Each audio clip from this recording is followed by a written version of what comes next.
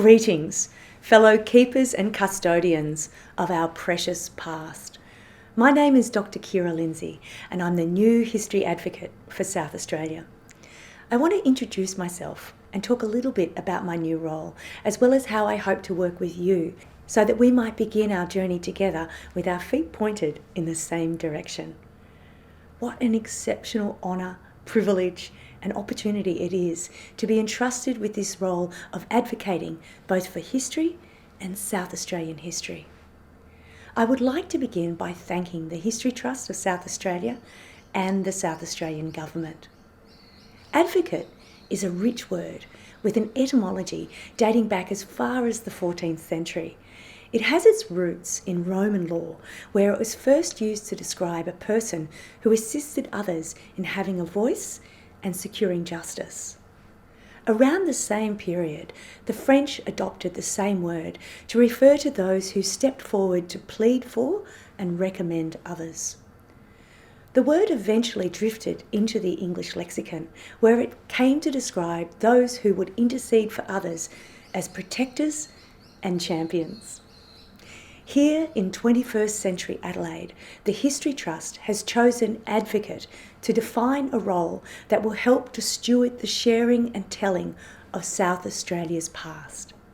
It is anticipated that the history advocate will champion history in all its explorations and expressions, increase awareness of and appreciation for the state's distinctive history, empower all who live within the state's borders to gain a greater sense of self, of community, and of our shared identity, to explain past complexities in ways that foster wisdom and wonder, as well as innovation in education, tourism, the arts, and culture. And finally, this role will also help to make the stories of South Australia relevant across the world, for the world. I love South Australia. Although I grew up in Melbourne and have spent the past 6 years in Sydney, my husband and I have returned to the state of festivals and so many firsts to call you, our colleagues and collaborators, our neighbours and friends. South Australia feels like home. I met my husband, Brian Marshall, while we were both working at the University of South Australia in 2012. We were married 2 years later in the Adelaide Hills on a stormy afternoon in November after I arrived in an American Packard vintage car, which incidentally I somehow managed to borrow from the History Trust's National Motor Museum. You see, I really do like to get hands-on with our collections. As your new advocate, I want you to know how much I love this big brown and red land. Your lofty mountain with Karawirapari winding down and about the hills, then through the plainlands of the Kaurna people, where it sometimes is reduced to not much more than a trickle during the hot times, known as Warutati, and can remain so for much of Patnati, the windy season, which whitefellas still call autumn. During Karlilla, winter, however, that beautiful river fills again, ensuring by the time we get to this season, Weltutu, when the brooding skies are frequently animated with Pituru, thunder, and Kantu, lightning, flocks of freckled ducks and hoary-headed grebes can be seen nesting and feeding about its springtime banks. When I first moved to South Australia in 2012, I was bowled over by this wide, wild land. The raw coasts which stretch on and on, the fierce yet tender desert lands of the Pitjantjara, Yakanjara and Ardamantha, Akenta and Amarak. There was something about the sultry skies and marshy wetlands of the Coorong, home of the Ngarrindjeri. I was equally astounded by the bald hills and lush valleys of the Naranga, the Nadjeri and the Nakanu, Pankala and Peramak. For the last 6 years, South Australia has been calling me home. I have longed for the smell of lemon-scented gums after rain, the sound of birds raucous in their wet joy, the fall of light through the trees, and the way the late afternoon summer sun can blur and blend the blue of the sea and sky into an endless horizon of shimmering silver. All that exquisitely everyday magic I can now call home again. To truly tell the stories of this country, Australian history must grow beyond its Western traditions. Although historians once confined themselves to written archives and objective analysis, many Australians now recognise that this country and its precious elders are living repositories of ancient knowledge that can tell us so much about all that we have been and all that we might yet become. For some time now, a growing appreciation for First Nation cultures has been inspiring new approaches to our shared past. Approaches which are perhaps more intimate and embodied, subjective and speculative than the strict conventions of the history discipline once allowed.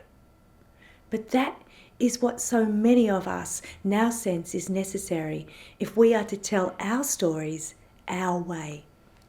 Likewise, while historians once rarely questioned using linear time to chart progress, evolution, and change over time, we have begun to wrestle with new, or rather much more ancient notions of deep time. Celebrated artistic director and Quandamooka man Wesley Enoch recently suggested that the time that has shaped this continent for millennia before Europeans began imposing the tick-tock regulation of Greenwich longitude and latitude is interconnected and circuitous time. Time that is more like a double helix with past, present and future constantly twisting and turning in an eternal cycle of life. The past is never really past, says Wes, nor is it ever done. It is always now, always alive. Doing history at this moment in Australia presents us with an incredible opportunity to reconsider all of our assumptions about how we practice the past, to collaborate in the development of new methods that are grounded in the unique particularities of this land and which take Indigenous knowledges as their starting point before giving due consideration to the incredible multicultural diversity that characterises not only First Nation communities, but also our many migrant communities, be they Indian, African, Jewish and Japanese, to mention but a few in South Australia. And let's not forget the vast British diaspora, which also comprises much more than the cartoon version of a toffee-toned Englishman, complete with clipped South Australian consonants. That British diaspora also comprises working-class Scots from Elizabeth, such as Jimmy Barnes, poor Irish women, such as the 19th century feminist activist Mary Lee, Northern farmers and London Cockneys.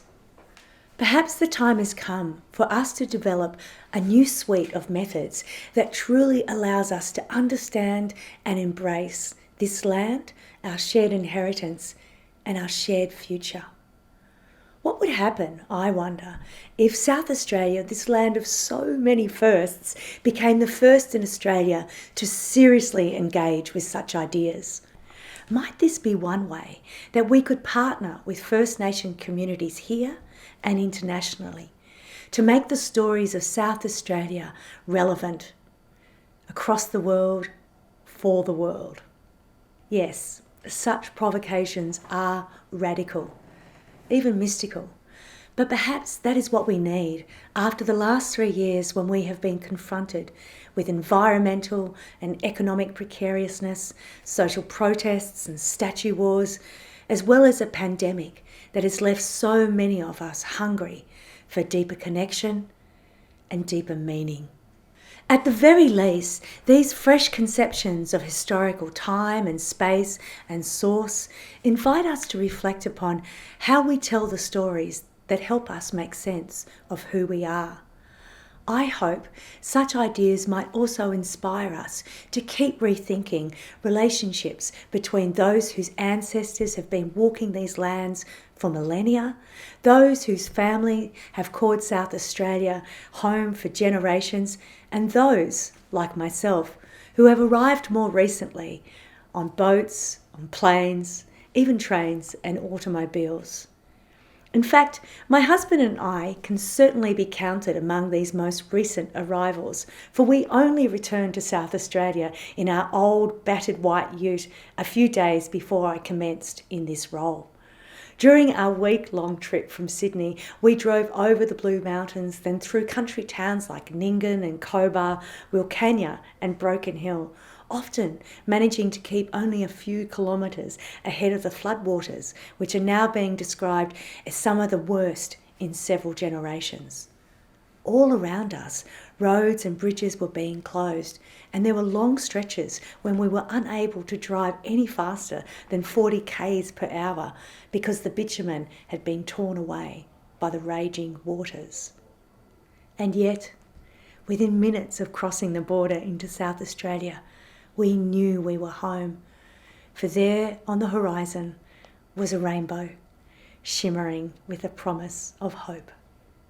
Ah, South Australia, how I love your springtime jacarandas, your wide blue skies, your thick-trunked white gums, your bounteous markets spilling with succulent olives and stinking cheese, which is sold to us by artisans who take such pride and pleasure in sharing their simple, yummy, good things. South Australia, land of so much reform and so many firsts. First telegraph to London, first female vote, first woman to graduate from university, first transplanet flight, first astronaut, first to abolish sexual and racial discrimination, first to decriminalise homosexuality, and let's not forget, the very first to legalise nude swimming. You are also the first state in Australia to nail your colours to the mast when it comes to your history, for you were the first to introduce heritage conservation laws and the first state gallery museum to display First Nation paintings as contemporary works of art. According to the fossils of the Flinders Ranges, South Australia may even be where life itself began, some 600 million years ago. But let's not forget that South Australia is also the land of the Villiers pie, of fruit chocks, of the big lobster, the big Scotsman, and yes, that giant galah. Whether we are professional practitioners, self-confessed dabblers or dilettantes, we, all 1.8 million South Australians, we are the shared keepers and custodians of all that we are. Together we are responsible for our stunning yet fragile environments, our official records and private papers, our precious but often contested objects, our individual and collective memories. Together we shall discover, care for and create yet more history, and together we must captivate future generations so they feel compelled to cherish their inheritance and pass it on, generation to generation. For that to happen, we must work together well, and to do that, we must keep in mind that history is a powerful tool. It can be used to hurt as well as to heal. It can be wielded by petty minds as well as generous hearts. Fortunately, history also has many built-in checks and balances that cultivate careful, conscious thinking. For example, a key principle of learning to do history is to seek out all sides of the stories, to consider multiple and alternative perspectives, and to suspend our judgment until all the evidence has been weighed thoroughly and thoughtfully. Despite efforts to diminish the status of history in our schools and our universities, we would be foolish to forget that history not only helps us make sense of the past, but it also equips us with skills that allow us to better negotiate the present and imagine the future. In fact, for me, The most memorable and moving history is that which inspires wonder, stimulates the imagination, and encourages greater empathy. For history to serve such high purposes, however, it must be regularly troubled and tested. We must keep questioning all of our own assumptions and challenging our own authority. Even the definition of what history is and who may be considered a historian will benefit from constant revision and renewal. After all, if history is to work for us, it must meet us in our moment. As Wes says, the past is always alive. History is always for the now, our now. Fortunately, history is also a broad church with the capacity to accommodate all who share a passion for the past. It can and does stimulate and sustain a proliferation of occupations and preoccupations, experimentations and innovations. During my 6 years in Sydney, I have learnt that I must be my own historian. Keen to address the injustices of a partial and porous historical record, which typically neglects those who lack the education, the economics, or the influence to leave more than a few archival fragments, I have developed methods that allow me to draw upon context and speculation as I inform my imagination and re-present those who might otherwise remain silenced and shadowy. Thus, much of my own work is, to quote historian Anna Heiberg, factually informed but creatively conceived. As your history advocate, however, I pledge to let 1,000 flowers flourish, to foster all forms of expertise, exploration and history making, be that family history, local history, academic or public history, biography, even historical fiction. So, whether you are an archivist or an administrator, a school kid or a curator, someone working in public engagement, or one of our precious elderly people who volunteer within history institutions, or even running the entire state, I am here to advocate with you and for you. When reflecting upon our role in society, historians often quote the well-known phrase attributed to Sir Isaac Newton about standing on the shoulders of giants. This allegory serves to acknowledge the contribution of all who have come before, who have dedicated their time, sometimes their whole lives, to tracking down documents, finding forgotten facts, and sniffing out secrets, before undertaking the painstaking process of blending analysis and argument into narrative and meaning in ways that bring the past to life and give it a new future. Much as I love the thrill of a new discovery, and I really do, I believe that historians make their most important contribution to the world via the delicate and difficult process of translating airy ideas, inanimate archives, and ordinary objects into stories that have the power to transform hearts as well as minds. That is how historians not only shed light upon all that we have been, but also illuminate the paths forward so that we can see all that we might yet become. Such weighty work requires rigour and self-reflection because it involves courting complexity, wrestling with contested topics, and often contextualising unpalatable parts of our past.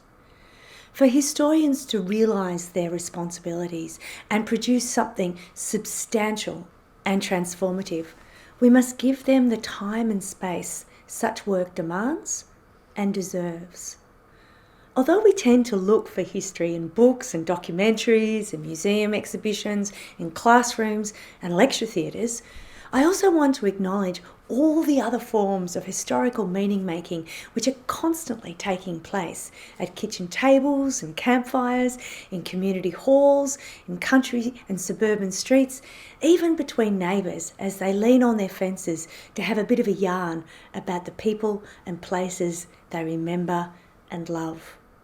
Likewise, archaeologists and heritage consultants, such as my husband, who often get drenched or sunburnt while they are scouring the countryside for all the stories they are able to read in the lie of the land, the sweep of the river, or the stratigraphy of the soil.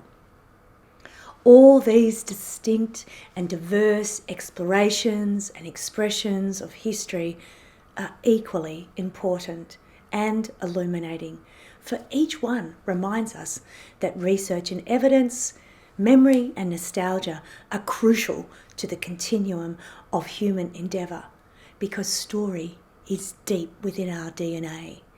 One of the first things I will do as your advocate is an audit of these many proliferations in Australia. In addition to surveying the state's vast collections, I want to better appreciate our history networks and the extraordinary work which has already been produced by my colleagues whose passion for the past is equal only to their expertise and commitment to the public. As such work has involved collaborations with communities and scholars all over the state, I am eager, no, ridiculously excited to learn more about these achievements so I can draw inspirations from them as we begin working together to develop new projects. Before concluding, I want to acknowledge some of the many people who have shaped my understanding of South Australia. In addition to historians Alan Main, Wilf Priest, Margaret Allen, Mandy Paul, Amanda Nettlebeck and Rob Foster, there have been many First Nations people who have taught me about their culture and country. While my husband, Bundjalung man Brian Marshall, has taken me on many road trips about the state and told me some of the stories he has been taught, I must also acknowledge those people whose country was remapped and renamed as South Australia in the aftermath of European settlement. These include Kaurna elder Uncle Lewis Yalapuku O'Brien, Ngarrindjeri people Sydney Sparrow, Tom and Ellen Trevora, who I met while I was working at UniSA, along with Ngakanu man Dr. Jared Thomas, and more recently Ngadjuri elder Parry Aegis. Again, I would like to thank the South Australian Government who enabled the creation of this role. The chair of the History Trust's dedicated board of trustees, Elizabeth Ho, who together with our wonderful CEO, Greg Mackey, had the temerity and the tenacity to reimagine and restore this role. The boots I'm about to put on are rather big, but that is because they have been worn by giants, by whom I mean the previous state historians, such as Dr. John Treganza, Dr. Susan Marsden, and Dr. Robert Nichols, who have each contributed their expertise and energy to the History Trust's first 20 years. To Susan Marsden, who remains actively supportive of the History Trust as a history guardian, thank you. South Australia is richer and wiser for your contribution, and I hope you won't mind if I often seek you out for advice, inspiration, and a little bit of courage. Finally, I offer my heartfelt thanks to you, the 1.8 million keepers and custodians of our very precious past. Thank you for inviting me to be a steward to your stories, our stories. I pledge solemnly and joyously to embrace the potent possibilities that are invoked by the word advocate, to intercede on your behalf, to pursue justice where that is necessary, to protect and champion our past, and in the process to do my very best to give voice to all that we are, with you and for you.